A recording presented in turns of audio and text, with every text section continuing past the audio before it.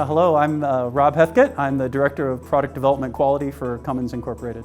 We started looking into the tool probably about 4 or 5 years ago, and about 3 years ago we then started rolling it out across Cummins. That's when we started using the tool. Yeah.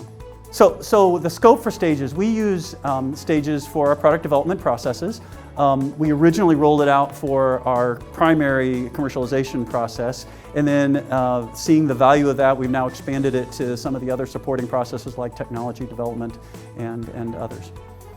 I think the biggest value of using stages is first and foremost the flexibility of the visualization, that you can take what are very complicated processes and with the abilities that stages offer, kind of zero in on different aspects of it, whether it's a role-based view or whether it's a more functional-based view or whether it's a value stream where you have something like product compliance and you want to kind of pull that work out. Stages enables you to have the flexibility to see that in different ways. But in addition to that, it provides a centralized tool, something that everybody can get to and see the same information, and it provides a great structure for us to store our supporting documentation that is kind of ultimately helping people in that next level of detail. Yeah, how do we use KPIs? You know, there are a lot of different things you can measure in product development processes. I have found that probably the most important aspect is making sure that processes are being used and that they're effective.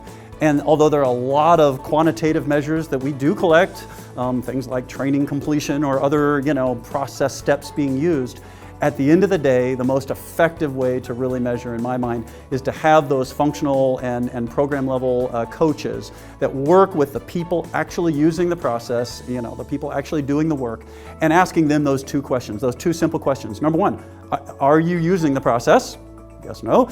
And why not, if not? And then second of all, is it effective? Is it giving you the results you need? And again, if not, what can we do to help make that process better? I find those measures, again, in hand with all those other quantitative ones, but I find that kind of a qualitative measure to be really the most powerful measure and really helps us make the most of the use of the process.